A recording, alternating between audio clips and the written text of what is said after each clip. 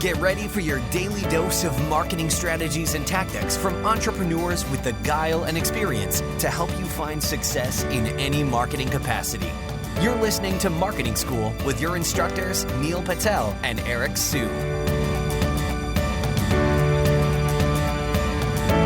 Welcome to another episode of Marketing School. I'm Eric Su.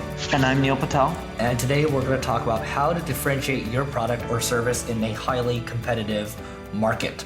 So I'll talk about this from a services perspective first, because there's the agency perspective. I mean, for us, the main thing is, there's a lot of different agencies out there, and then we definitely do charge more. We charge a premium, but there's a reason for that, right? Other agencies, the way it's set up is other agencies will charge you maybe a little bit, maybe $1,000 a month or a certain percentage to manage your advertising, right? And then what they're going to do is they're going to hand your account to a kind of a junior person, right? That's doing it. So you're going to talk to a salesperson first, then a junior person will manage the account. Typically what happens there is the junior person doesn't know what they're doing, and you'll end up canceling on them within 3 months. Now, the thing that sucks there is that you end up losing money, but more importantly, you lose that 3 months that you tried to go cheaper. So for us, it's about premium service, and we didn't put any junior people on the account. All the people that we have on the accounts have a couple of years experience, and there's multiple people working on it. And we give access to 3 channels. So it's AdWords, Facebook, and another channel, or it could be any combination of 3. And then also at the same time, it's, I strategize on the accounts as well. So you're also getting additional benefit myself as well. And that's how we differentiate. We're always trying to bring new ideas, and then we're going to tap into our Rolodex as well, because we know if we're not bringing new ideas to the table as an agency, we're just going to stagnate. And I've been burnt before in the past, but those are just a couple of bullet points there that help us kind of separate from the market. And that's why you're able to charge more, right? Because, it's considered a more premium product. There's 2 main strategies that you can use. The first is create a unique angle. The second is adjust your messaging. So let's talk about the angle first, kind of like what Eric was talking about. Let's say I have a marketing agency and I'm competing with a big company. I'll be like, sure, they've worked on all these big accounts, but the person who's working on your account, John, who just recently graduated from college, and you can see, let's say that big agency's name is iProspect, I'd be like, look, you can see their ads on Craigslist looking for new employees. Hey, we're looking for recent college graduates who graduated in communications or marketing degrees, and they want to work with big accounts like Coca-Cola, Pepsi, Google, etc. Yeah, you may be hiring a big company, but here's who's working on your account. Do you want to trust this kid who just graduated, or do you want to work with our small boutique agency where you actually work with the owners or me or whoever else is on the team?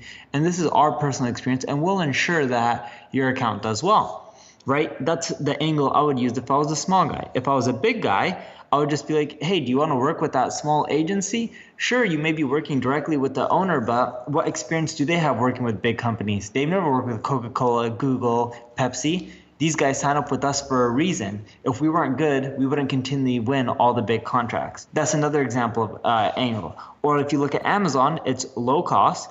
And sure, there's other e-commerce players that probably even have lower costs than them, but they offer 2-day, next day shipping if you're a Prime member. That was their angle, and that works really well. So figure out a specific angle. That's the easiest way to differentiate. And the second way is messaging, as I mentioned, right? So you don't always have to differentiate by changing up your product or service or even making it better. A lot of times it's just how you pitch to a consumer. A good point of this is look at HomeAway. HomeAway is a smaller version of Airbnb. They used to be a multi-billion-dollar company, and then Airbnb gobbled up their lunch. So how did this startup overtake them and then become worth like 4, 5, 6, 7 times the size of HomeAway? Well, Airbnb didn't offer anything that was different. They both offered vacation rentals. The only difference was HomeAway would call it vacation rentals, right? Rent out your home when you're not there, or rent out someone else's home. And it's a really confusing concept. No one knows what vacation rentals are. But Airbnb changed the messaging to, hey, just make money on your home or your spare bedrooms or your home when you're not using it. And then for the flip side, for the people renting, stay in an Airbnb home instead of a hotel. It's cheaper and you get more amenities, right? Like their pitch was something similar around that. It was simple. It's not really any different than HomeAway. The messaging is easier to understand for consumers. So I don't have much more to add around this. I mean, I think it's pretty straightforward. There's only 2 ways to do it, and there's a lot of different examples. I guess a question for you, Neil, would be, how have you differentiated one of your products from the others out there? Could be Crazy Egg, could be Hello Bar, or something else. Yeah, so for Crazy Egg, we may not have all the features that everyone else has, but our product is really easy to use and it's accurate.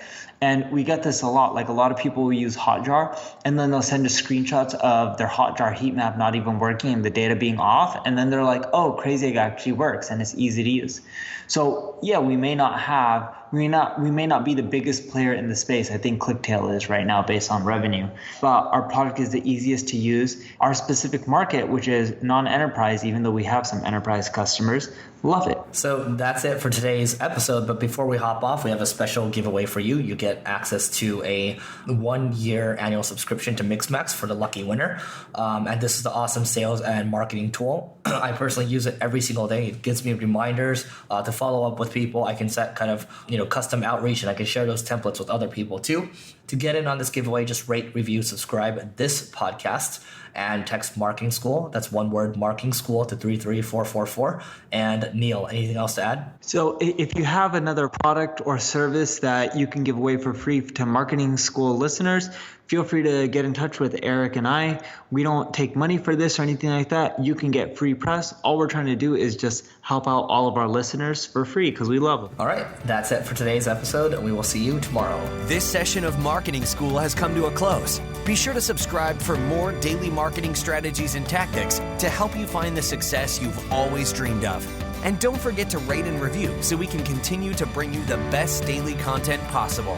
We'll see you in class tomorrow, right here on Marketing School.